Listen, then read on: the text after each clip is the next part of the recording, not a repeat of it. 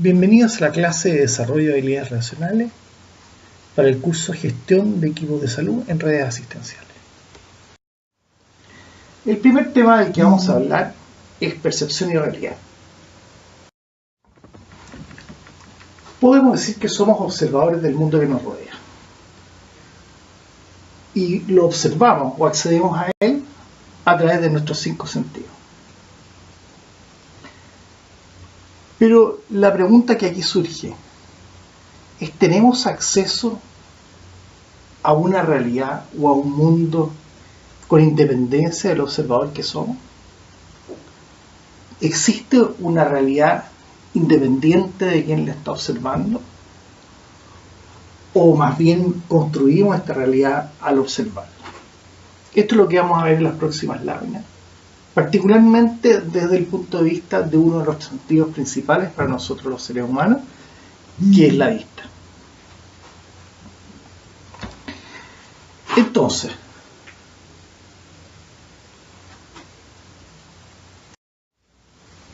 ¿qué observan en este dibujo? La mayoría de las personas al ver este dibujo van a decir que observan una pareja en una situación íntima. Y si yo les pregunto, ¿pero pueden ver los delfines? Y se van a preguntar, bueno, ¿pero qué delfines? En efecto, existen 9 delfines. Lo interesante de esta figura es que yo tuve que, para que empiecen a ver los delfines, yo tengo que hacerles la pregunta acerca de los delfines.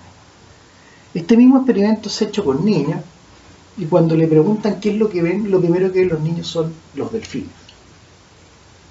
Y ya cuando uno le hace la pregunta, ¿pero ven la pareja?, empiezan a ver la pareja. Entonces lo interesante es, ¿qué pasa con nosotros que vemos la pareja y no vemos los delfines? ¿Qué pasa con los niños que ven los delfines y no ven la pareja? Lo que ocurre es que nosotros no tenemos una mirada independiente de quienes somos. Miramos desde nuestro ser, o más bien dicho, desde quienes estamos siendo en este instante. Por lo tanto, nosotros miramos de nuestra adultez, observamos desde nuestra adultez e interpretamos lo que observamos desde nuestra adultez, y los niños lo hacen desde su niñez.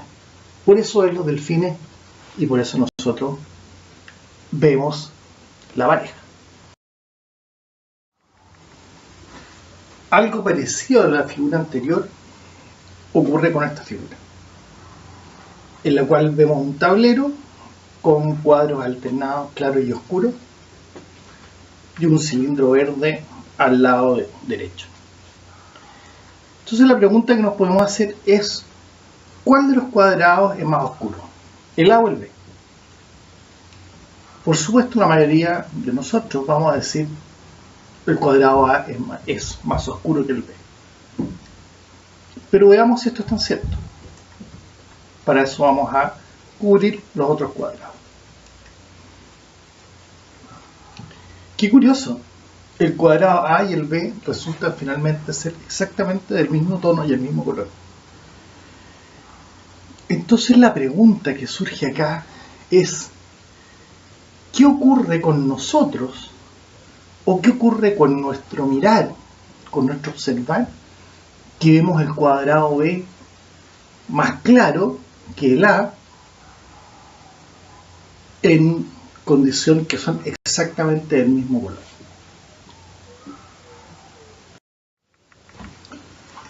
Bueno, lo que ocurre es que nosotros no tenemos un acceso directo a la realidad.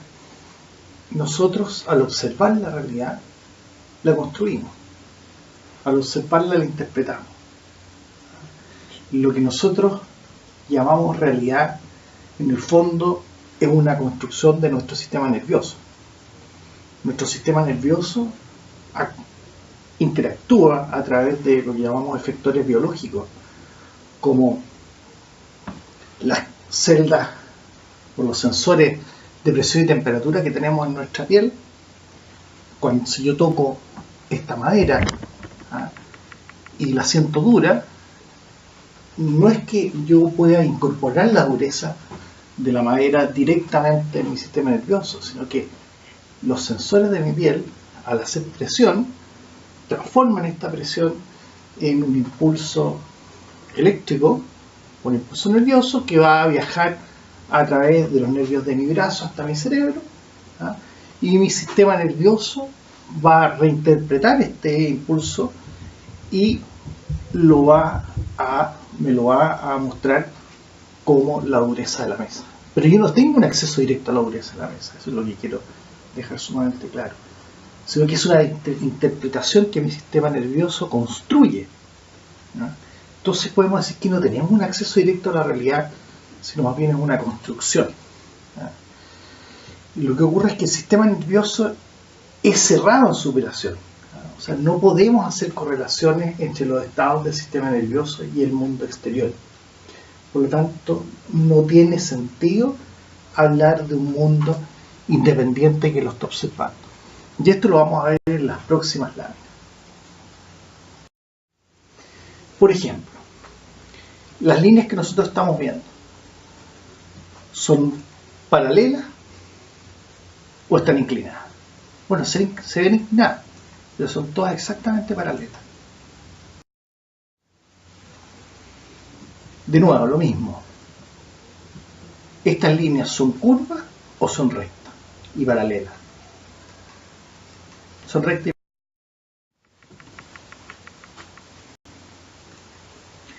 y muevan su cabeza hacia atrás y adelante. ¿Qué es lo que van a ver?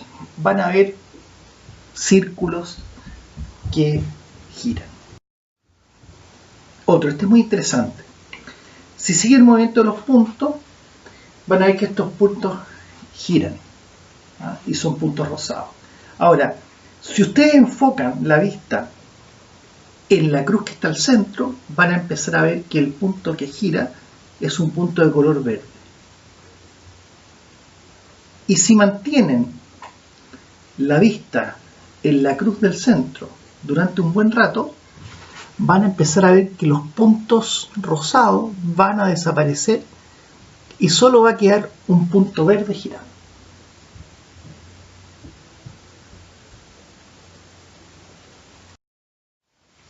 ¿Qué vemos entonces en esta diapositiva? En una primera mirada podemos decir que vemos la cara de Albert Einstein. Pero ¿qué pasa si achicamos la figura? Empezamos a ver a Marilyn Monroe. ¿Se fijan entonces? No es lo mismo ver algo de cerca que algo de lejos. La interpretación que nuestro cerebro hace es distinta cuando ve algo cerca o algo lejos.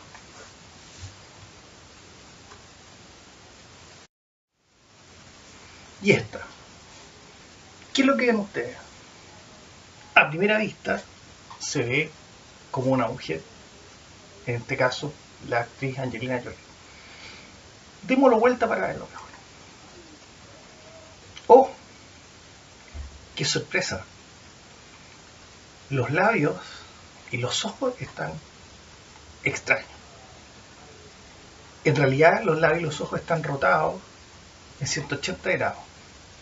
Lo interesante es que cuando la figura está invertida, prácticamente no nos damos cuenta. Yo tengo que girar la figura para que podamos notar el error que hay.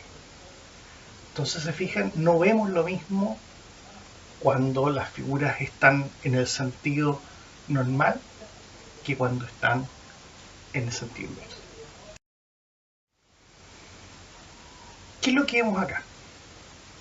Un conejo, si es que lo miramos, empezamos la mirada desde el lado derecho, o un pato, si es que empezamos la mirada desde el lado izquierdo. Estas figuras son interesantes porque muestran una habilidad del cerebro de construir la figura a partir de información faltante o de información ambigua. Una de las características es que nuestro cerebro no tolera la ambigüedad. Por lo tanto, siempre va a buscar alguna explicación. En este caso, si nosotros empezamos la mirada desde el lado derecho, los elementos que primero van a empezar a armar la figura en nuestro sistema nervioso tienen que ver con elementos que asemejan a un conejo. En caso que empecemos por el lado izquierdo, lo primero que vamos a ver va a construir en nuestro sistema nervioso la figura de un pato. Esta es muy parecida. La ventana se abre hacia adentro o se abre hacia afuera. Se abre hacia la izquierda o se abre hacia la derecha. De nuevo, una figura ambigua. Pero como nuestro sistema nervioso, nuestro cerebro no tolera la ambigüedad, siempre va a buscar elementos para empezar a construir la figura. Si empezamos a mirar desde arriba, desde el dintel de la ventana, vamos a ver que se abre hacia el lado derecho y hacia afuera. En cambio, si empezamos a mirar desde abajo de la ventana, vamos a ver que la ventana se abre hacia adentro y hacia el lado izquierdo. Examinemos ahora el fenómeno llamado pareidolia. Este es un fenómeno mediante el cual nuestro cerebro busca activamente en el campo visual elementos que puedan constituir una cara, o un rostro, o una cabeza de un animal. Por ejemplo, aquí podemos ver aquí una cara humana, otra cara humana, otra y otra más. ¿Por qué ocurre esto?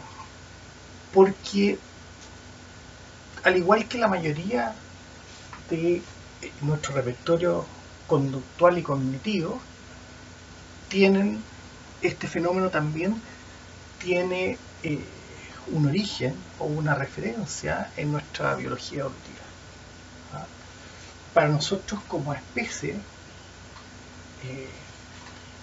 es relevante poder distinguir en el campo visual elementos que constituyen amenazas u oportunidades, como por ejemplo un animal, la cara de un animal, que podemos distinguir una oportunidad de comida o quizás una amenaza, y lo mismo ocurre con una cara humana.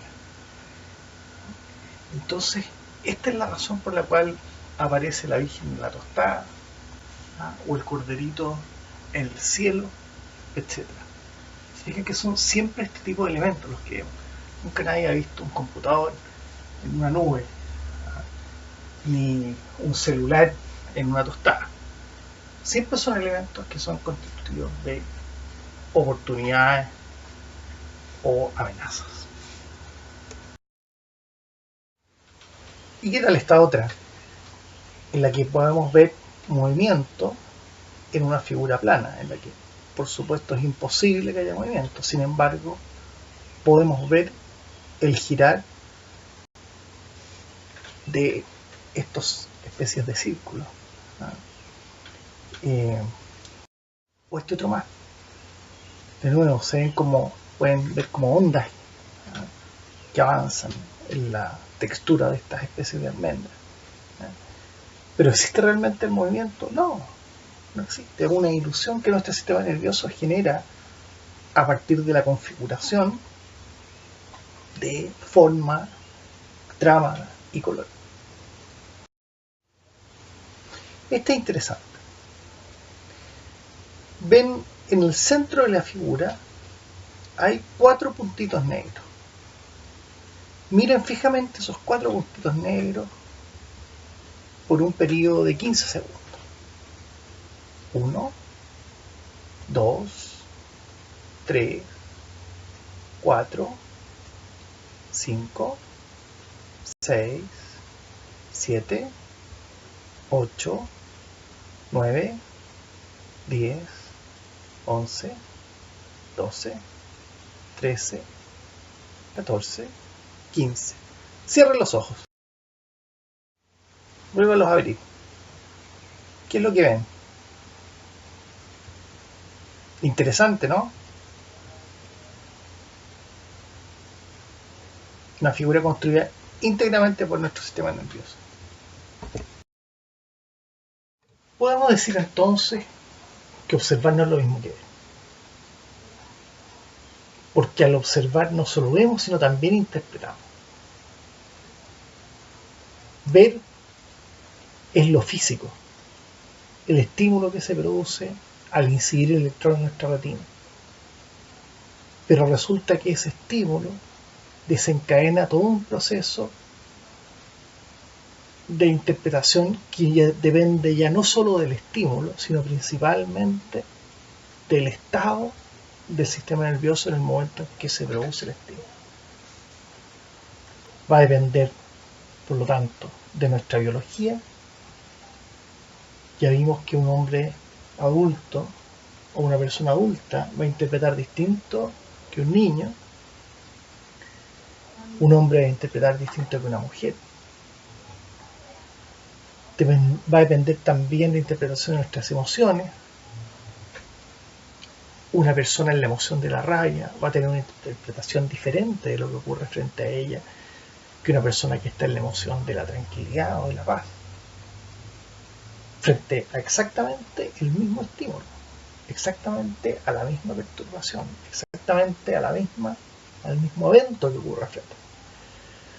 También va a depender la interpretación de nuestros intereses, del contexto en que ocurre el evento que estamos observando, de nuestra historia personal, de nuestra historia profesional, de nuestra historia familiar, de nuestra historia nacional, etc. Entonces, podemos decir que no vemos la realidad tal como es, sino más bien la vemos como somos nosotros, o como estamos siendo en ese instante, ¿no es cierto? No sabemos cómo las cosas son. Lo único que podemos decir es que sabemos cómo las observamos o cómo las estamos interpretando. Pero no tenemos un acceso directo a la realidad. No existe tal cosa como un acceso privilegiado. ¿Ah? Porque los mundos en que vivimos son mundos interpretativos, entonces. Sin embargo, les cuento esto porque esta es una de las fuentes más grandes que tenemos los seres humanos de conflicto. La realidad, la interpretación de la realidad. Siempre estamos buscando desvalorizar o quitarle peso a la interpretación de otro frente a la interpretación que tenemos nosotros. Ahora, esto no lo hacemos de una manera muy evidente muchas veces, sino que recurrimos a ciertas palabras, como hablamos de la verdad, nos gusta hablar de la realidad, nos gusta hablar de la objetividad. ¿Ah? Entonces decimos, no, tú estás equivocado, yo tengo la razón. O si lo miras objetivamente, lo que ocurrió fue tal cosa. O en realidad, o la verdad, lo que pasó fue esto, y no otra cosa. Pero sabemos, desde el mundo de la biología, que esto no es posible, porque son todas interpretaciones de los sistemas nerviosos de los observadores que están observando el fenómeno. Y por lo tanto son biológicamente todas igualmente válidas. ¿Ah? Entonces la invitación, a partir de esta pequeña reflexión, es a olvidar un poco esto que está tan metido en la cabeza de muchos, que existe una realidad con independencia que él está observando. Todas las realidades, todas las observaciones, todas las interpretaciones son igualmente válidas. Puede que no me guste lo que tú estás diciendo, puede que no le encuentre sentido, pero no puedo negar que en el momento en que tú lo dices, tú lo estás expresando desde un lugar que para ti es válido. Y eso no lo puedo negar. Por lo tanto, tu interpretación es tan válida como la mía.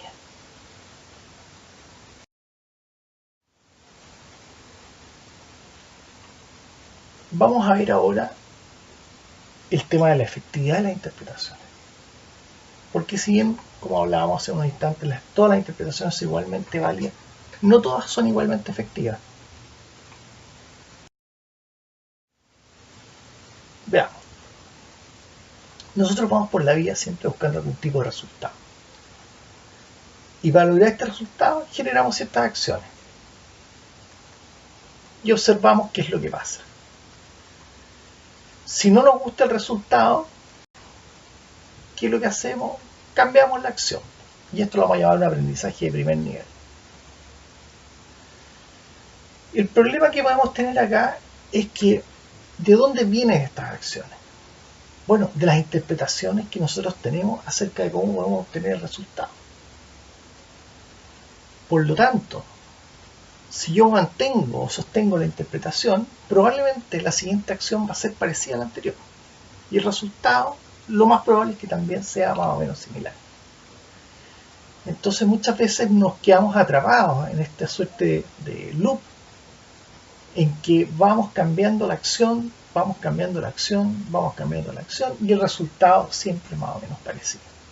Entonces cuando quedemos atrapados, la pregunta que tenemos que hacernos es no tanto, bueno, ¿cuál es la siguiente acción?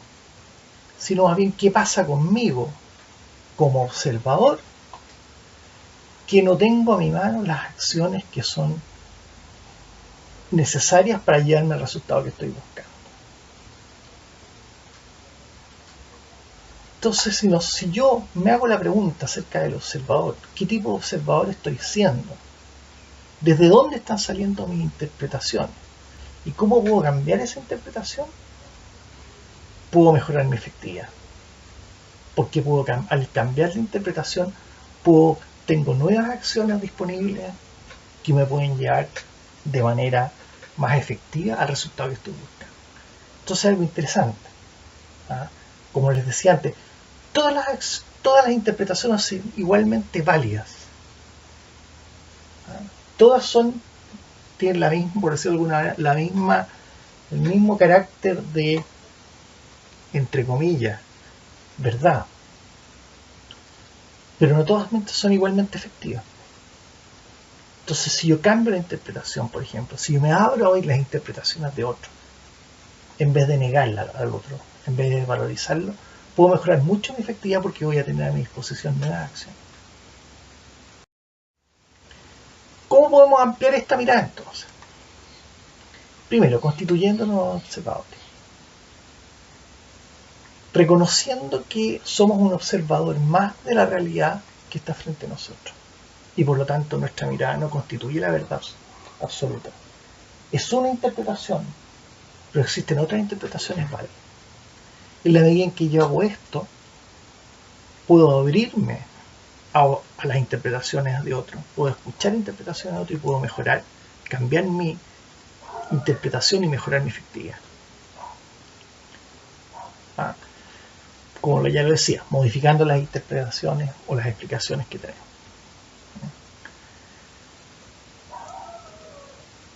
Adquiriendo nuevas distinciones y conceptos, otra forma de ampliar la mirada. Nosotros sabemos que los mundos en que vivimos, o nuestra efectividad del mundo, va a depender de las distinciones que portamos en los dominios en los que operamos. Por ejemplo, nosotros distinguimos para el concepto de nieve normalmente una palabra: nieve. Algunos que tienen alguna familiaridad con la montaña llegan a distinguir 5, 6 tipos de nieve. Los esquimales distinguen entre 24 y 26 tipos de nieve distintos. ¿Qué pasa con los esquimales que distinguen esos 24 o 26 tipos de nieve? Que ellos necesitan operar en un mundo que está constituido de nieve. ¿Qué le pasa al esquimal que no se sabe los 26 o que no tiene las 26 distinciones? Se muere. Termina cayéndose una grieta o termina cometiendo algún error.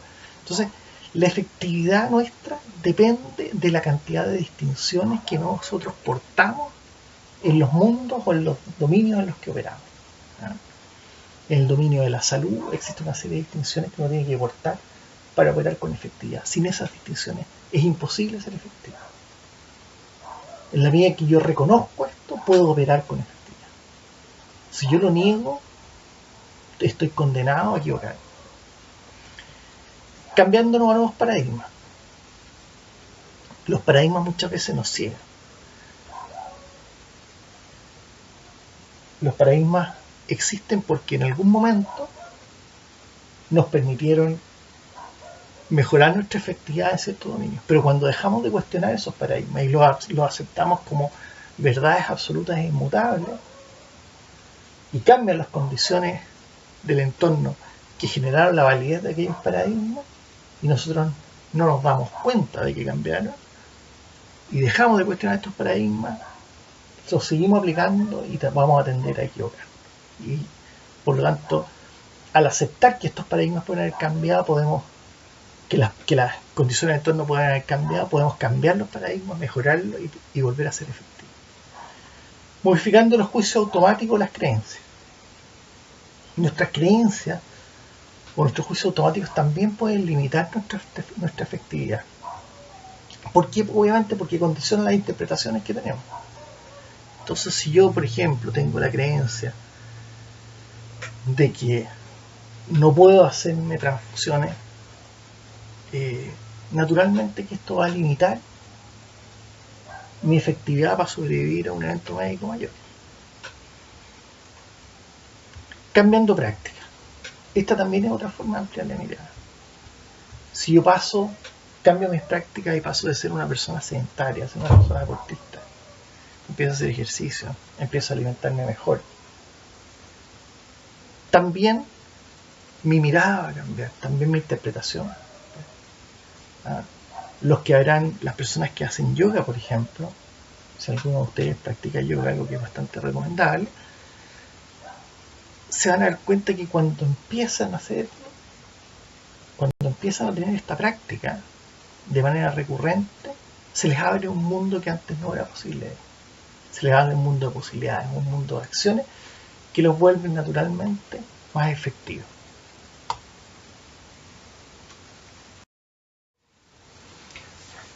Conversemos ahora acerca del escuchar. O el escuchar comprometido, como podemos llamar. En el escuchar existe un paradigma tradicional que considera que hay un emisor, un receptor, un canal y un mensaje. Y de acuerdo a este paradigma, por lo tanto, yo digo lo que digo y el receptor escucha lo que yo digo y lo escucha de la misma manera en que yo lo digo. ¿Cuál es el problema con este paradigma? El problema que ocurre, tal como planteamos hace un rato, es que ¿quién le da sentido a lo escuchado? ¿Quién habla o quien escucha? Porque yo digo lo que digo, pero quien escucha interpreta desde quién es. Y por lo tanto podemos decir que es quien escucha quien le da sentido a lo conversado, quien le da sentido al hablar. Entonces, si bien el paradigma tradicional pone en valor el hablar como eje principal de la conversación o como eje principal de comunicación, desde este mundo de la interpretación nos damos cuenta que lo que ocurre en realidad es que quien le da sentido a la conversación o quien le da sentido a la comunicación es quien interpreta, por lo tanto quien está escuchando. Entonces, si yo quiero ser efectivo al hablar, si quiero mejorar mi efectividad al hablar, tengo que preocuparme ya no tanto de qué es lo que voy a decir, sino cómo va a ser escuchado aquello que yo digo. Y por lo tanto mi relato, mi mensaje tiene que ser diseñado de esa posición. ¿Quién me va a escuchar? ¿En qué estado emocional está? ¿Cuáles son sus intereses? ¿Cuál es su biología? Etcétera, etcétera, etcétera. ¿Qué constituye a quién me va a escuchar? Para que yo considere esas condiciones en el diseño del mensaje. ¿Qué es lo que tengo que decir para que se escuche como yo necesito que sea escuchado? Esa es la pregunta.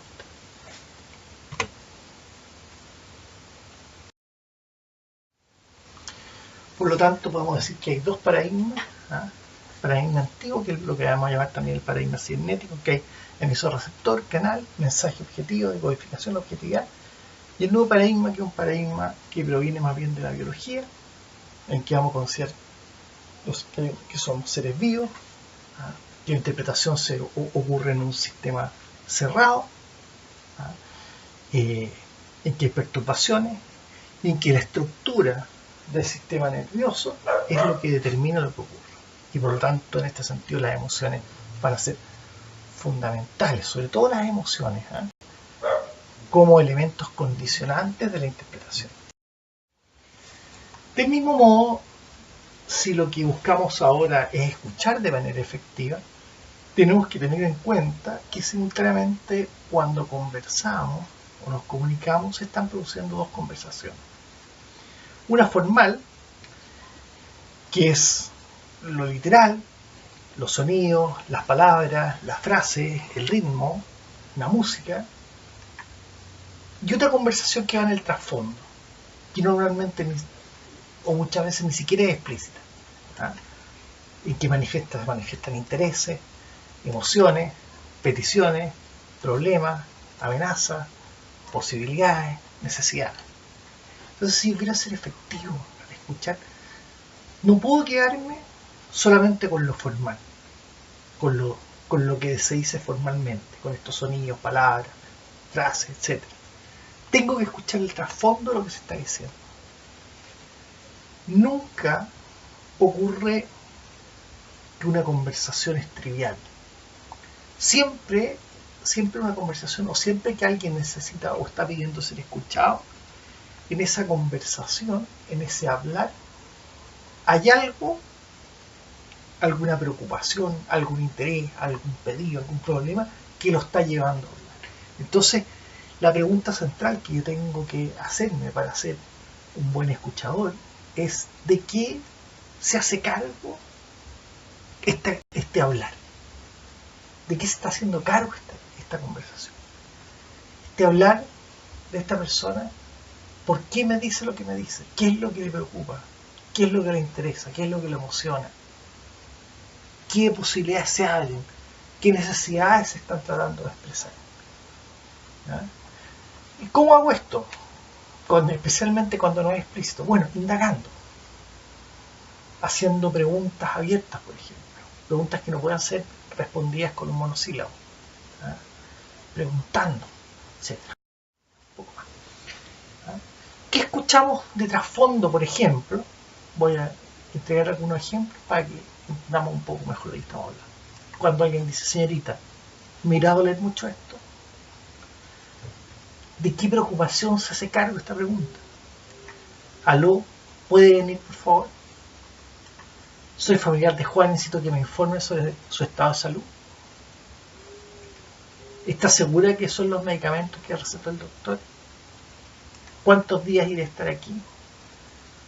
Todas estas preocupaciones se van a hacer cargo, o todas estas frases, o todas estas preguntas, o todas estas conversaciones, este hablar, se están haciendo cargo de algún tipo de preocupación, de algún tipo de inquietud, de algún tipo de necesidad. Entonces no nos podemos, si queremos ser efectivos en el escuchar, no nos podemos quedar en la mera pregunta, en el mero hablar. Tenemos que ir más atrás, tenemos que ir al trasfondo. ¿Cómo es tomando una disposición específica para escuchar? ¿Cómo podemos disponernos a escuchar? Bueno, soltando la certidumbre, abriéndonos a nuevas miradas, sin hacer juicios a priori. No juiciemos a priori. No estemos buscando siempre una respuesta. Lo que pasa entonces. No estar solamente orientado al resultado. Reconocer que la otra persona me está hablando porque algo le importa. Necesita ser escuchado. Mostrar un interés genuino por lo que otra persona me puede decir. No interrumpir. Hacer buenas preguntas, como les decía, preguntas abiertas, preguntas que no se pueden responder con un monosílabo. No adelantarse a las palabras o a las conclusiones de otro. Y por último, siempre muy importante, cuando está concluyendo la conversación, preguntar si hay algo más que decir.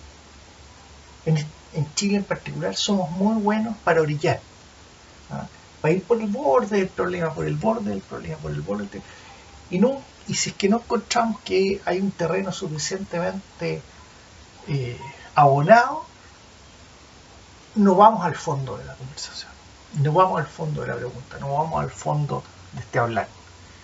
Entonces, muchas veces, para sacar a esta persona de este transitar por el borde, y no por el fondo de lo que quiere tratar, después de un buen rato que hablaba, bueno, tiene algo más que decir, y ahí se largan a hablar. Y ahí nos cuentan cuál es el problema, cuál es la necesidad, cuál es la preocupación que los haya traído. Entonces es muy importante preguntar siempre si hay algo más que decir. Y por último, la comunicación humana nunca ocurre en una sola dimensión, ocurre en varias dimensiones. Y ocurre la coherencia en varias dimensiones. Por cierto, en el lenguaje. ¿Ah? Pero también ocurre en la emoción y en la corporalidad. Entonces, siempre tiene que haber una cierta coherencia entre el lenguaje, cuerpo y emoción para que la comunicación sea verosímil, sea creíble, sea efectiva. ¿Ah? Entonces yo tengo que preguntarme no solamente qué es lo que tengo que decir, de manera, como hablábamos hace un rato, de qué manera va a ser escuchado aquello que yo digo, sino también desde qué trasfondo emocional tengo que plantear esta conversación. Y con qué corporalidad, con qué actitud tengo que plantear esta conversación. Si yo quiero ser efectivo comunicacionalmente, entonces no solo tengo que tener diseñado un buen relato, sino también tengo que diseñar desde cuál es el trasfondo emocional que hace más efectivo para esta comunicación y con qué corporalidad, cuál es la actitud que voy a tener para ejecutar esta comunicación. Pasemos entonces al tema del lenguaje y los actos de habla. Y la pregunta que surge aquí es: ¿qué es el lenguaje? ¿De dónde surge? ¿Cómo aparece el lenguaje? ¿Por qué hablamos? ¿Qué ocurrió que nosotros empezamos a hablar? ¿Cómo aparece el lenguaje en nuestra evolución como especie? Hoy día sabemos por investigaciones paleoantropológicas que no somos los únicos humanos que existieron. A lo menos otros 5 especies del género Homo han sido descubiertos. No solo el sapiens. Están los neandertales, que poblaron el norte de Europa, poblaron Europa y específicamente el norte de Europa mucho antes que nosotros. Están el Homo erectus, que también salió de África antes que nosotros, antes que los neandertales, y partió hacia Asia. También conocemos a los denisovanes, descubiertos hace menos de 10 años en la cueva de Denisova en Siberia, al hombre de Flores, de la isla de Flores, a un hombre pequeñito, todos parientes muy muy cercanos a nosotros. De algunos sabemos más, de otros sabemos menos.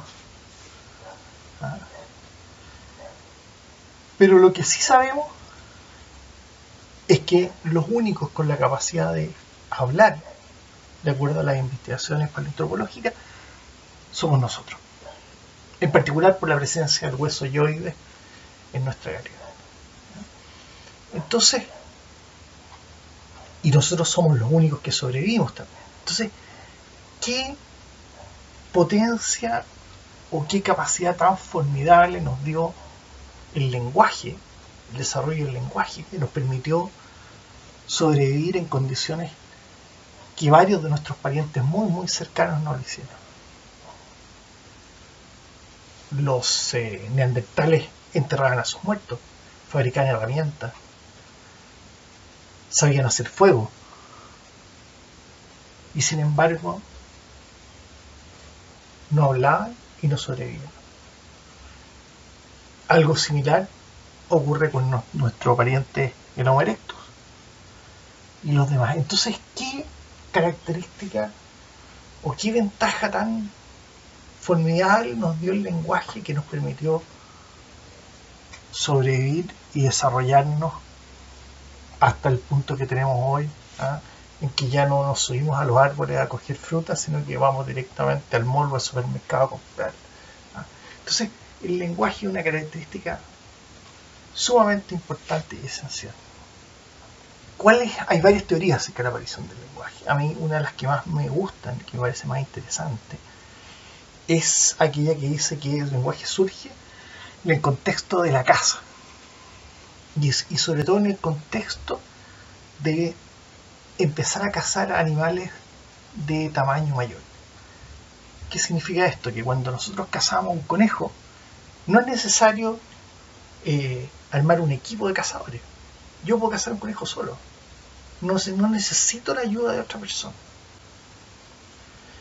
Pero ocurre que cuando empezamos a cazar animales más grandes, si yo quiero cazar un caballo, un mamut, un cebú, etc., ya no lo puedo hacer solo. Son animales grandes, son animales de mucho peso, son animales muy musculados, que me pueden hacer mucho daño si es que me acerco solo. Por lo tanto, tuve que armar equipos de trabajo. Pero este equipo de trabajo no puede ser la suma de varios iguales. Yo necesito coordinar equipos de trabajo con competencias y con roles diferentes. Por lo tanto, yo necesito una herramienta que me permita generar una coordinación fija de un grupo de seres humanos. Y en ese contexto surge el lenguaje, como la herramienta para coordinar grupos de trabajo. Que algo, si se fijan, es algo muy parecido a lo que hacemos hoy día. Ya vamos a insistir un poco más sobre ese tema del lenguaje como coordinación de acciones. Pero lo bonito es que me parece a mí que el lenguaje aparece para coordinar equipos de trabajo. Si yo quiero matar a un mamut, tengo que ser capaz de decirle: mira, tú te vas por detrás de esa piedra, lo voy a espantar por allá, lo voy a espantar hacia acá, y nosotros aquí lo vamos a clavar con estas picas y ustedes lo van a rematar. Eso solamente lo puedo conseguir con un lenguaje estructurado, específico, que sea capaz de coordinar acciones de una manera muy, muy fina. En ese contexto surge nuestro lenguaje. Entonces, ¿qué poder más formidable el del lenguaje? Nos permite generar acción, nos permite generar compromiso, nos permite generar identidad, nos permite generar posibilidades. El lenguaje también nos revela, nos muestra cómo realmente somos. Bueno, y una de las formas más interesantes de hablar o de enfocar el tema del lenguaje, para mi gusto, es la que se inicia con John Austin a partir de los años 60, desde el mundo de la filosofía del lenguaje, y es lo que él llama actos de habla. Es decir, el lenguaje visto como acción. ¿Cuáles son las acciones posibles desde el lenguaje? Entonces, el lenguaje visto como acción, según Austin, podemos ejecutar ciertos tipos específicos de acciones al hablar. Podemos hacer afirmaciones, hacer declaraciones o juicios, que es un tipo particular de declaración que por su importancia se tratan en forma aparte. Podemos hacer promesas, podemos hacer predicciones o podemos hacer ofertas. Y eso es todo. En el lenguaje, si lo miramos desde el punto de vista de la acción, el lenguaje visto como acción, solamente existen 5 tipos posibles de acción. Y paramos de contar. O hacemos una afirmación, o hacemos una declaración, o hacemos un compromiso, o un pedido, o una oferta. Cada vez que nosotros hablamos, vamos a ejecutar alguna de estas 5 acciones particulares. Veamos entonces. El primer tipo de acto de habla que vamos a abordar son las afirmaciones. Las afirmaciones son un tipo de acto de habla que el orador describe el mundo que lo rodea. Por lo tanto, lo que vamos a mostrar acá en las afirmaciones son hechos concretos. Cosas que ocurrieron efectivamente. Hechos concretos, negro sobre blanco, cosas específicas. Y para lo cual vamos a requerir mostrar cierta evidencia. Porque si yo digo o expreso un hecho, alguien me puede decir, bueno, pero ¿me puede mostrar alguna evidencia de lo que tú estás diciendo es verdadero? ¿Ah? Entonces, estas afirmaciones van a describir el mundo objetivo, van a requerir de cierta evidencia que por supuesto tienen que ser compartidas en el sentido de que todos aceptemos que son evidencia, y las afirmaciones pueden ser entonces verdaderas o falsas dependiendo si se acepta o no la evidencia que se está ofreciendo. Por ejemplo, si yo digo, mire, yo llegué a las 8 de la mañana, alguien me puede decir, bueno, pero usted me puede mostrar alguna evidencia que llegó a las 8 de la mañana. Sí, por supuesto, le puedo traer a este hombre que es un gran amigo mío, que le puede que puede testimoniar acerca de mi llegada a las 8 de la mañana. Pero por supuesto, esa evidencia alguien la puede cuestionar. ¿Ah? Puede que no sea una evidencia compartida, porque alguien dice, oye, pero este es su amigo. ¿Ah? Por lo tanto, va a ser muy difícil que su amigo nos trate de ayudarlo y podría inducirlo a mentir. Entonces, para que la afirmación sea verdadera, la evidencia que yo muestre acerca de la veracidad de la afirmación tiene que ser compartida por quien escucha tanto como por quien habla, ¿ya? Para que sea. Entonces, esto significa que vamos a tener un compromiso con las afirmaciones. Cada vez que hacemos una afirmación, cada vez que describimos el mundo que nos rodea, vamos a tener el compromiso de que alguien nos puede exigir cierta evidencia de que lo que estamos diciendo es verdadero. Y tenemos que, por lo tanto, vamos a tener que mostrar o exhibir esa evidencia.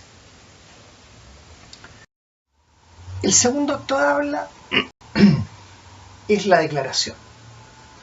Este ya no tiene que ver con la capacidad descriptiva del lenguaje, sino con la capacidad generativa, con la capacidad del lenguaje de generar mundos. ¿A qué me refiero con esto? Hay dos tipos de declaraciones. Declaraciones básicamente evaluativas o constitutivas. ¿Cuáles son las evaluativas? Las evaluativas son lo que vamos a llamar los juicios, que lo vamos a ver en detalle un poco más adelante, en la cual yo me pongo como juez de algo, de una situación o una persona, y yo digo, mire, esto es bueno, esto es malo. Juicio de valor. Pero también hay otro tipo de juicio, puede decir esto es grande, esto es chico. O esto es frío o es caliente. ¿Ah? O esto es bonito o es feo. Eso es un juicio, es una declaración evaluativa. Yo estoy haciendo una evaluación de lo que pasó. O de lo que estoy observando. Y otro tipo de declaración que son declaraciones constitutivas. ¿Ah? En que yo me constituyo a mí mismo o constituyo cierto cargo o cierto rol o cierta institución a la cual puedo estar representando. Entonces, yo puedo decir, mire, yo no fumo. Declaro que no fumo. Y eso me constituye a mí como un no fumador. O yo declaro que no como carne, soy vegetariano. O yo declaro que me gusta la cerveza. ¿Ah? Las declaraciones, tanto las evaluativas como las constitutivas, ya no son verdaderas o falsas.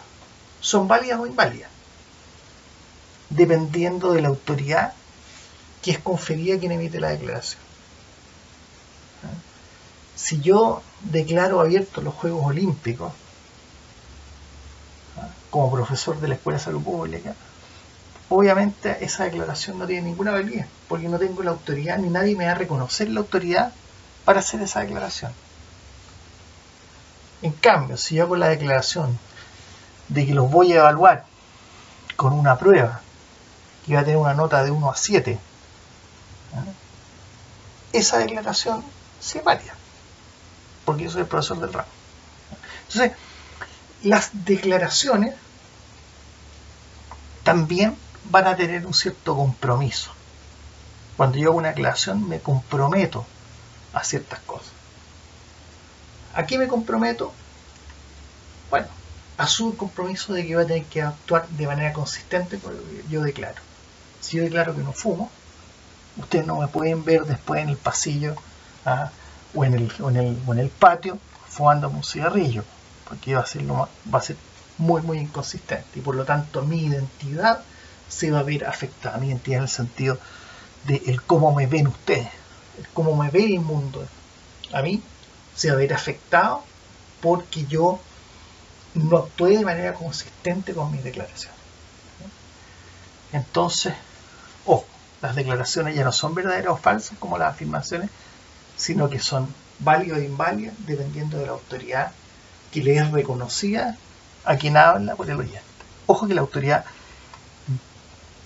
no es una propiedad de quien habla, es una característica, una condición que le reconoce quien escucha. El juicio entonces es un tipo particular de declaración en el que quien la emite se pone como juez de una determinada situación, persona, acción o institución, diciendo esto es bueno y esto es malo, por ejemplo, o esto es chico o esto es grande, o hace frío o hace calor. Todos estos son ejemplos de juicios posibles. Ahora, los juicios tienen ciertas características. La primera es que dependen de quién lo hace. Quien encuentra que esto es bueno o es malo es quien hace el juicio. No es una propiedad de aquello que es objeto del juicio. Esa es una primera distinción importante a tomar en cuenta. Yo no tengo acceso al ser de aquello que estoy enjuiciando. Solamente puedo observar su hacer y emitir un juicio o hacer una evaluación a partir de ello. Pero yo no tengo acceso al ser de una persona o al ser de una institución. El juicio cambia en el tiempo.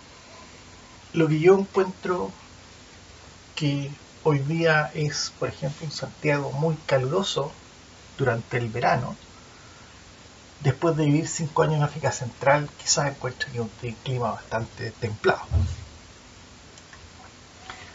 Tiene un ámbito.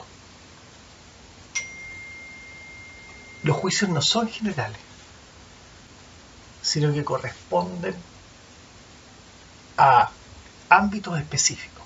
Si yo encuentro que alguien es desordenado y yo tengo el juicio que esa persona es desordenada, ese juicio es en un ámbito específico. Por ejemplo, yo encuentro que en su trabajo es desordenado para trabajar, pero para sus hobbies puede ser súper ordenado, o para los deportes que practica puede ser súper ordenado. Tiene un estándar. Si yo encuentro que alguien es impuntual, ¿qué estándar le estoy aplicando? Yo encuentro que una persona llega 5 minutos es puntual, pero quizá otra persona va a encontrar que alguien, para ser impuntual, para hacer el juicio de impuntualidad, le va a pedir 10 minutos, otro le va a pedir 15, otro le va a pedir 20 minutos, media hora, no sé.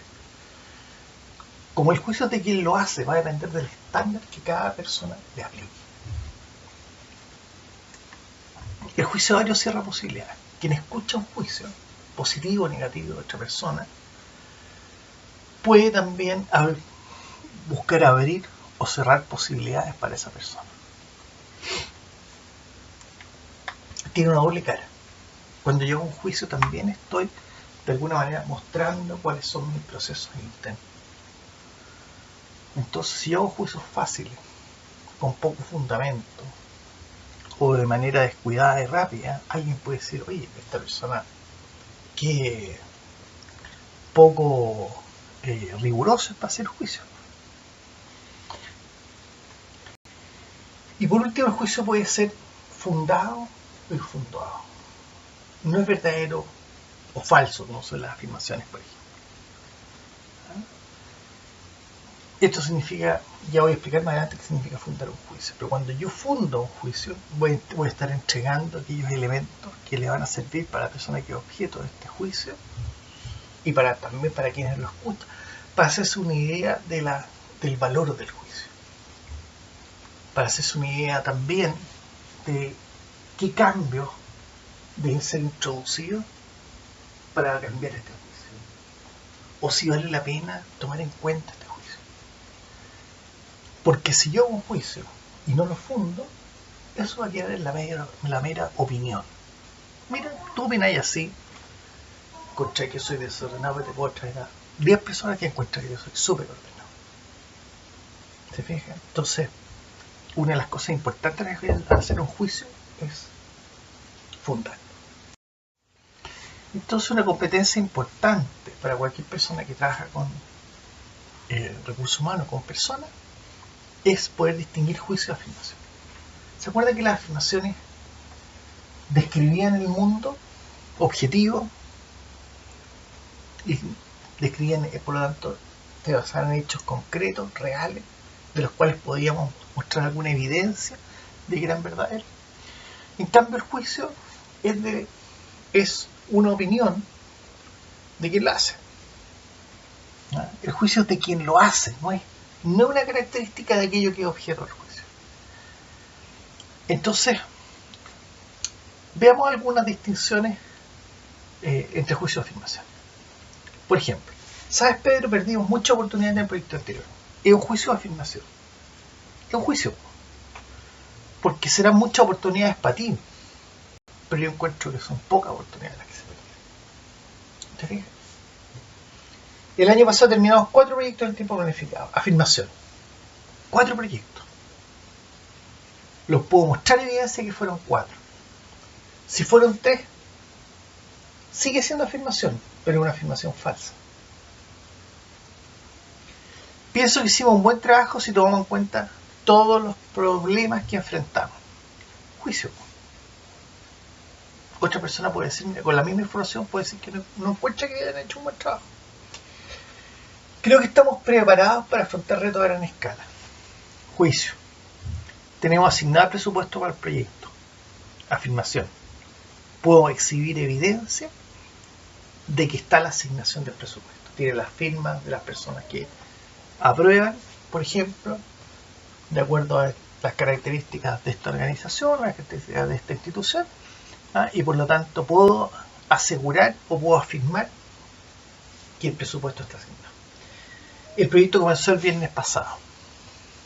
Afirmación. Esta vez haremos un buen trabajo. Juicio.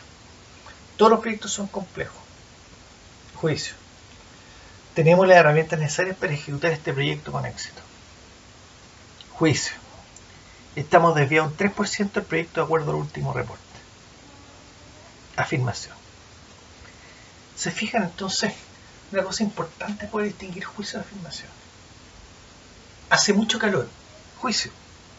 Hay 32 grados. Afirmación. Esta sala es muy grande. Juicio. Esta sala tiene 100 metros cuadrados. Afirmación. ¿Se fijan? Siempre que yo puedo sacar algún instrumento para medir y mostrar algún tipo de evidencia, esto va a ser más bien una afirmación. Ahora, si la evidencia acepta por el otro, la afirmación puede ser verdadera. Si no la acepta, es falsa, pero no deja de ser una afirmación. Algo interesante del juicio es que estos surgen como una forma de hacernos cargo del futuro. ¿En qué sentido? ¿Se ha fijado que los juicios vienen a nosotros? Nosotros no necesitamos proponernos hacer un juicio para que alguien nos diga esto está mal, o qué calor que hace, o nos venga a la mente la preocupación por lo desordenado que alguno de nuestros compañeros de trabajo. Esto es porque los juicios, como estructura ni siquiera de razonamiento, como estructura básica de pensamiento, tienen que ver con la conexión, un cierto grado de conexión entre el pasado y el futuro. ¿En qué sentido? En el sentido de que se fundan en cosas que ocurrieron en el pasado, que si las proyectamos hacia el futuro, nos genera una preocupación en el mundo. Entonces, para poder hacernos cargo de estos juicios, vamos a necesitar expresar estos elementos. Eso es lo que vamos a llamar fundar el juicio. ¿Cómo fundamos un juicio entonces? Primero, el propósito de hacer el juicio. ¿Cuál es la preocupación que hace surgir este juicio en mi mente? Por ejemplo, si yo tengo el juicio de que Juan es muy impuntual. Bueno, ¿de dónde? ¿Por qué es una preocupación para mí? ¿Por qué la impuntualidad de Juan me genera una preocupación? ¿Cuál es la preocupación acerca del futuro que me lleva a hacer este juicio? Ah, resulta que Juan y yo somos compañeros en un equipo de trabajo y por lo tanto yo he visto que de manera recurrente Juan ha llegado atrasado a ciertas reuniones y eso hoy día me hace temer que el llegar atrasado a una reunión en el futuro pueda dañar nuestra imagen como equipo de trabajo, pueda dañar nuestra identidad como equipo de trabajo. Es por eso que estoy haciendo el juicio. Entonces yo le voy a decir, Juan, te quiero hacer este juicio o te quiero decir esto. No es para molestarte, sino porque me preocupa nuestra identidad como equipo de trabajo. Por eso que te quiero decir que yo siento que tú eres muy impuntual. ¿Cuál es el ámbito del juicio? Esta impuntualidad no es general, sino que eso es en las reuniones de trabajo y específicamente en las reuniones de coordinación que hacemos los miércoles en la tarde, por poner algún ejemplo. En esas reuniones, por alguna razón que yo no sé, tú estás llegando con atraso de manera recurrente. Y en las otras reuniones no hay ningún problema. Pero en esta en particular está llegando atrasado. ¿Cuál es el estándar? Yo encuentro que estas reuniones no me parece razonable llegar más allá de 10 minutos atrasados. Porque van autoridades, porque pasa esto, porque viene la persona, etc. Por lo tanto, el estándar que yo espero es que nadie llegue más de 10 minutos después de la hora que se haya fijado. ¿Y cuáles son las afirmaciones que tengo? ¿Cuáles son los hechos concretos que ocurrieron en el pasado que generan en el hoy esta preocupación acerca del futuro? Mira, la semana pasada, la reunión de coordinación el miércoles pasado, llegaste media hora atrasado. La semana anterior llegaste 20 minutos atrasado. La semana antes de esa, no fuiste y no avisaste.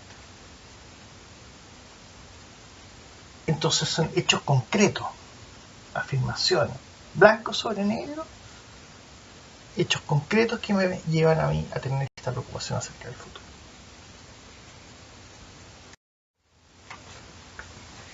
El tercer acto de habla es el pedido. El pedido junto a la promesa y la oferta son los tres actos de habla que permiten coordinar la acción, como vamos a ver a continuación. ¿Cuál es la estructura básica de un pedido? El pedido siempre tiene una estructura parecida a lo siguiente. Yo te pido que hagas X en un tiempo Y. Es decir, tiene un cliente, quien hace el pedido, tiene un realizador, es quien el cliente identifica como la persona responsable de ejecutar la acción solicitada. Tiene la acción, que es qué es lo que yo estoy pidiendo. Tiene lo que vamos a llamar una obviedad compartida. La obviedad compartida es algo que tiene que ser resuelto para que el pedido funcione bien. Lo que es obvio para mí también tiene que ser obvio para quien va a ejecutar el pedido. Lo que es obvio para mí como pedidor, como cliente. Entonces, muchas veces los problemas que surgen en la coordinación de acciones o en la gestión de compromisos tienen que ver con que lo que era obvio para mí no era tan obvio para quien tenía que hacer el pedido. Entonces, cuando yo le solicité el informe de vacunación del mes pasado, no sabía que el informe de vacunación incluía tal o cual acápite, o que el tratamiento de la información en tal punto era con un gráfico y no solamente descriptiva, etc. Entonces, esos elementos tienen que ser resueltos en el momento de hacer el pedido, no después cuando se recibe el resultado del pedido, porque ahí se va a generar un problema. Entonces tengo que resolver todo lo que yo podría pensar que el realizador no tiene como obvio. Y eso tiene que ser incluido dentro del pedido. ¿Cómo? como condiciones de satisfacción, que es el punto siguiente. Condiciones de satisfacción es qué es lo que yo voy a considerar que debe ser ejecutado o qué es lo que voy a considerar como correcto cuando yo reciba el objeto de este pedido, el resultado de este pedido, y lo evalúe. De acuerdo, aquí lo voy a hablar, de acuerdo a las condiciones de satisfacción, que tienen que ser, por supuesto, explícitas. No puedo, después de que recibí el informe, empezar a decir, oye, pero es que esto se hace de esta manera, o oye, pero si no me lo pediste así. Entonces tienen que ser claras desde el inicio, desde el pedido. Y por último, un elemento central del pedido, que podría ser una condición de satisfacción, pero por su importancia se trata aparte, es el tiempo. ¿Cuál es el tiempo de un pedido? Aquí en Chile nosotros somos súper buenos para hacer pedidos sin tiempo. Oye, ¿me podéis preparar el informe? Sí, no te preocupes, yo te lo preparo, yo te lo mando. Ya, listo, lo espero. ¿Y cuándo tiene que llegar el informe? No quedó establecido. ¿Va a llegar una semana después? ¿Va a llegar 2 días después?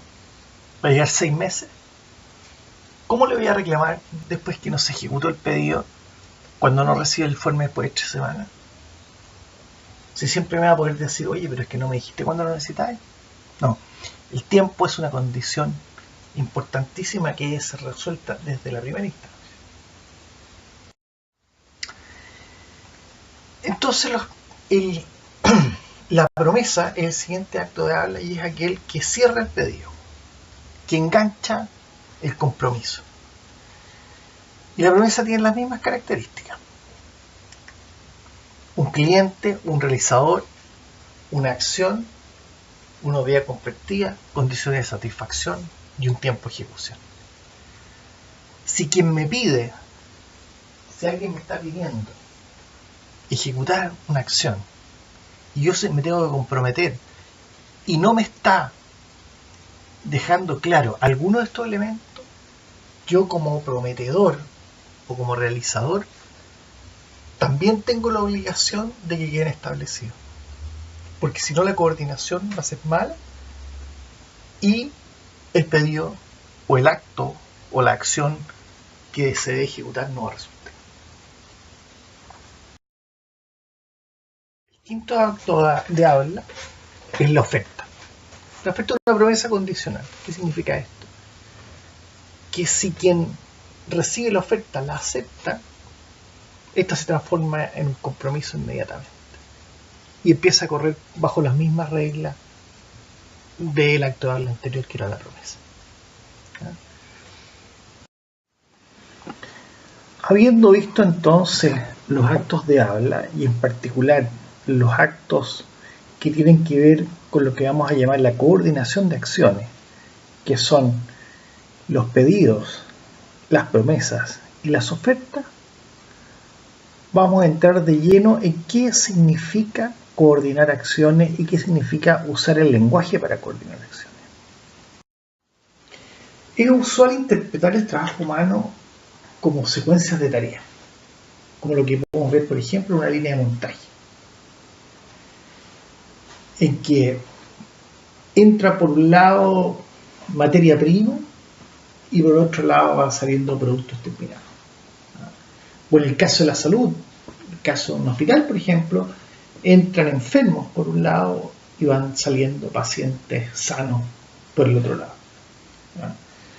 Sin embargo, esta forma de verlo no considera una serie de cosas que ocurren para que estas secuencias puedan resultar efectivas. Y es que si nosotros miramos con detenimiento lo que ocurre en estos procesos, vamos a ver que detrás de cada secuencia, detrás de cada paso, de cada tarea, hay seres humanos, personas de carne y hueso, que están por un lado solicitando que ocurran cosas y por otro lado comprometiéndose a que esas cosas ocurran. Y la forma en que ocurren estos pedidos que se cierran con estas promesas es determinante en el resultado que vamos a obtener del trabajo. Entonces yo los invito a una forma nueva y alternativa de ver el trabajo humano como una red de conversaciones. Siempre podemos ver, como les decía, cualquier organización en que alguien está pidiendo que algo ocurra y alguien está comprometiéndose a que eso va a ocurrir. Y por supuesto, para que esto ocurra bien, esto se va expandiendo, se va extendiendo y se forman verdaderas redes de pedidos y promesas. Y cualquier elemento que falte, cualquier falla en estas redes de pedidos y promesas va a tener consecuencias en el resultado que estamos buscando.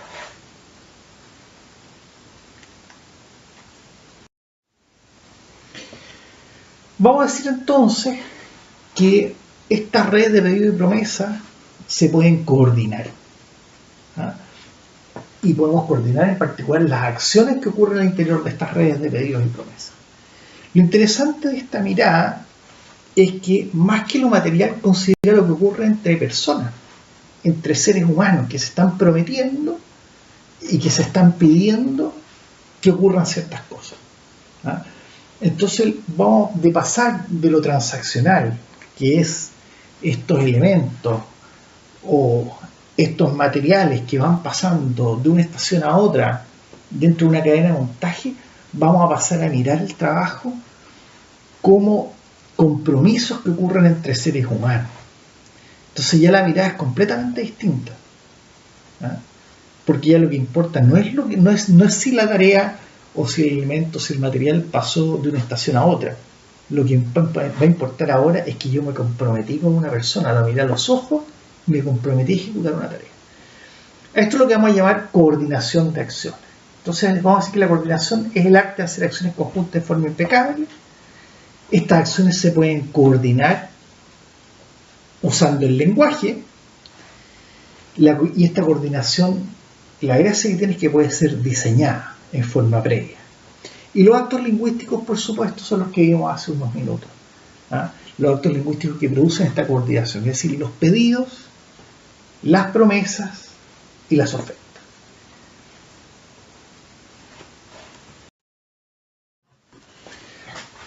Para que esta coordinación de acciones sea entonces exitosa, no puede ocurrir de cualquier manera. Tiene que ocurrir de acuerdo a ciertas reglas. Reglas que vamos a llamar ciclo de coordinación de acciones. ¿Cuáles son los elementos de este ciclo? Primero que nada, un cliente, que es quien hace un pedido,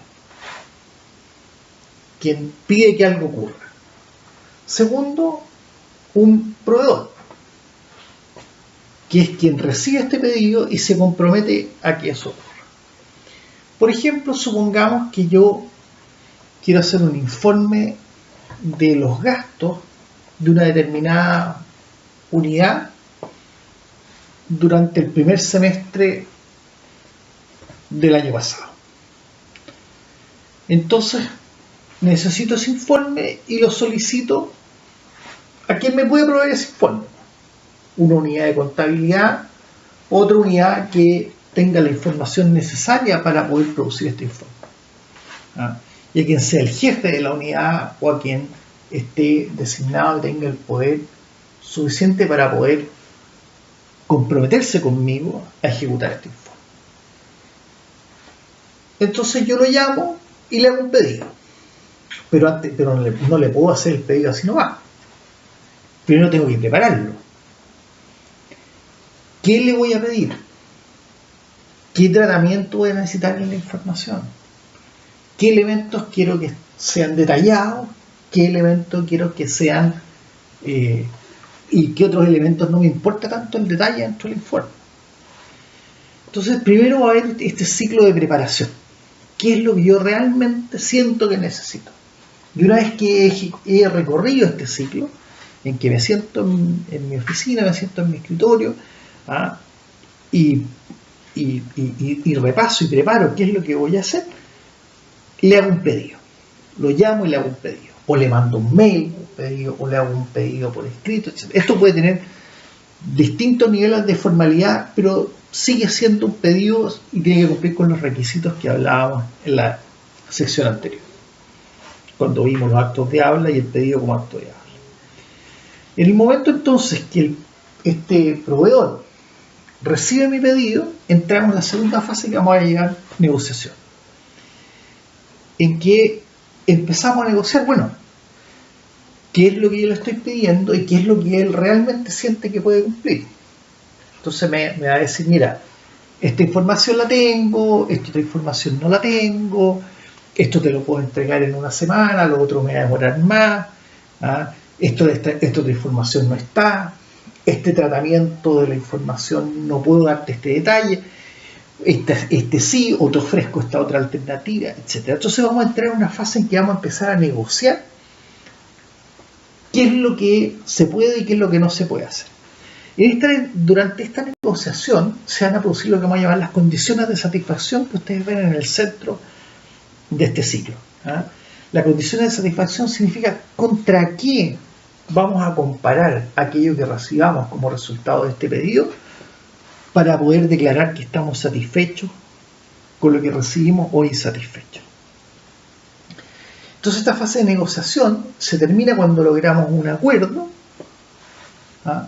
que se traduce en un acto de habla que es una promesa por parte del proveedor de qué es lo que va a ejecutar, del cumplimiento de estas condiciones de satisfacción.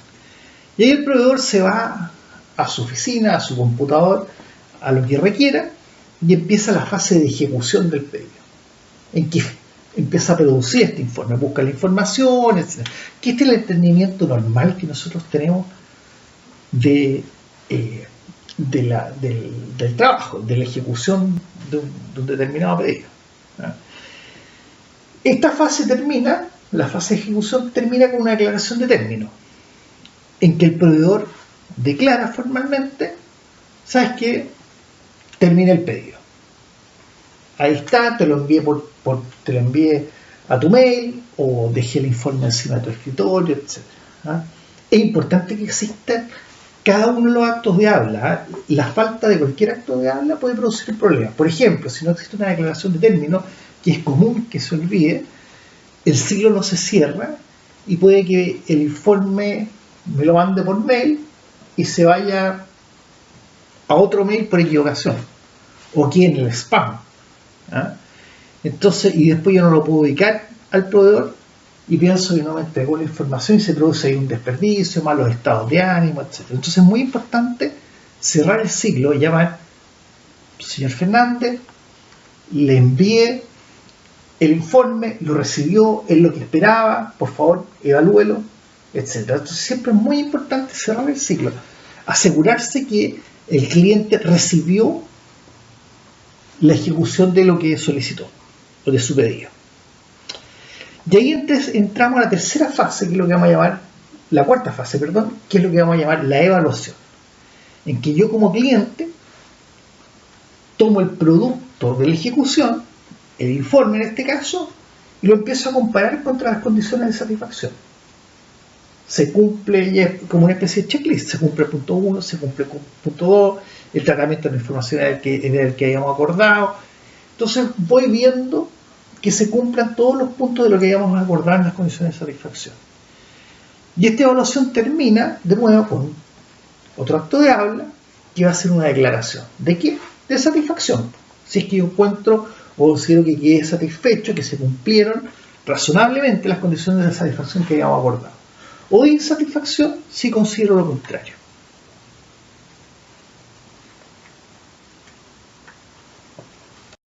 Utilicemos esto entonces como metodología de análisis.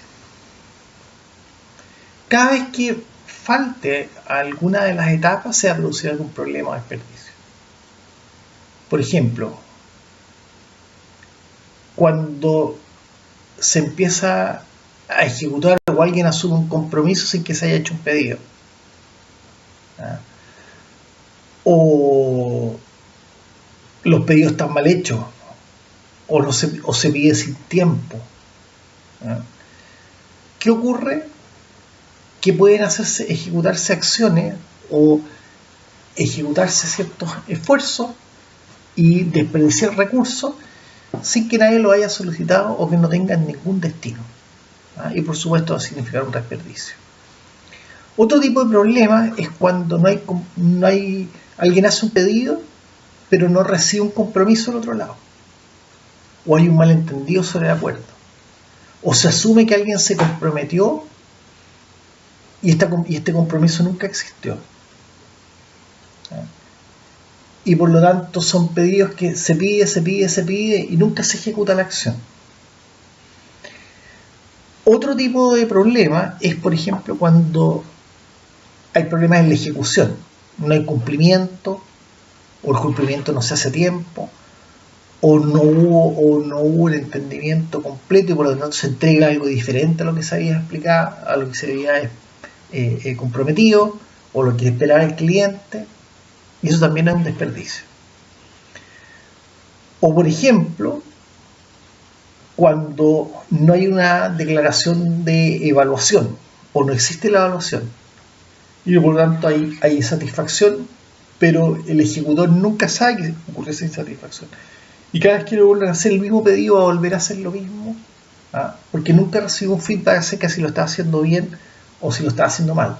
Y puede que nunca haya, por ejemplo, una reparación o una corrección. Bueno, tal como les decía, con esta metodología podemos analizar los procesos ya no solamente desde el punto de vista de las transacciones, de lo que ocurre entre las cosas que transitan a través de una cadena de montaje, por ejemplo, sino de lo que ocurre entre las personas que operan esta cadena, entre las personas que se hacen pedidos y que se prometen hacer cosas. Entonces podemos ver cualquier organización o cualquier grupo humano trabajando, lo podemos ver como una red de compromiso. Y lo importante aquí va a ser cómo gestionamos esta red de compromiso, cómo nos preocupamos de que estos ciclos se cumplan, de que estos ciclos tengan las cuatro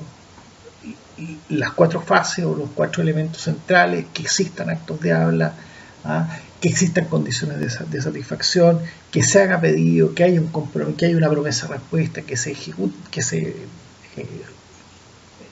efectúe o que se resulte esto un compromiso, que haya una ejecución, que haya una declaración de término de ejecución y que haya una evaluación. Entonces, cada vez que procuremos que estas cosas ocurran, vamos a estar coordinando efectivamente el ciclo. Y como les decía, podemos mapear estos procesos complejos muchas veces a través de esta metodología, como podemos ver en esta imagen, y es bastante efectivo.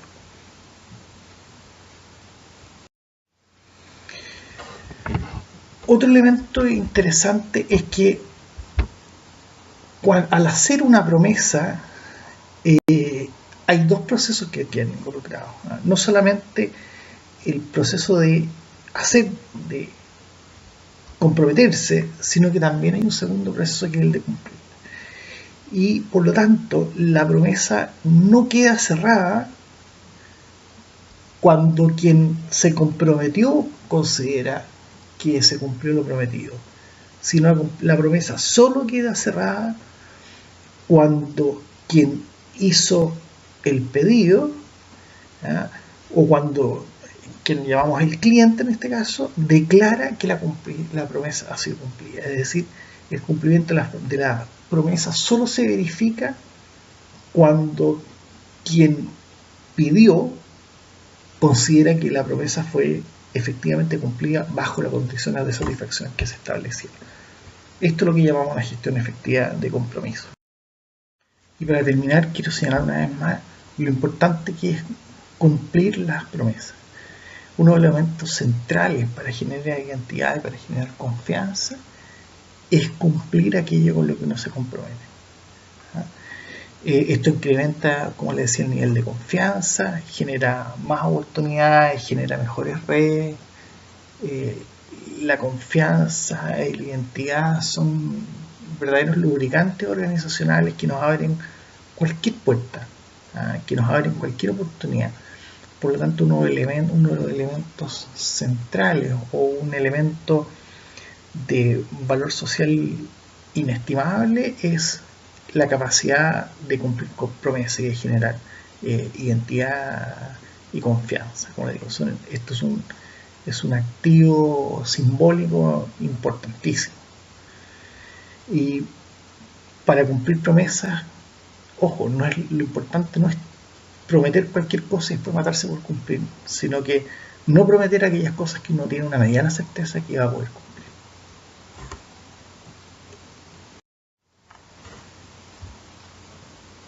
Bueno, con esto vamos por terminado este módulo y les agradezco su atención y ojalá hayan pasado un buen momento.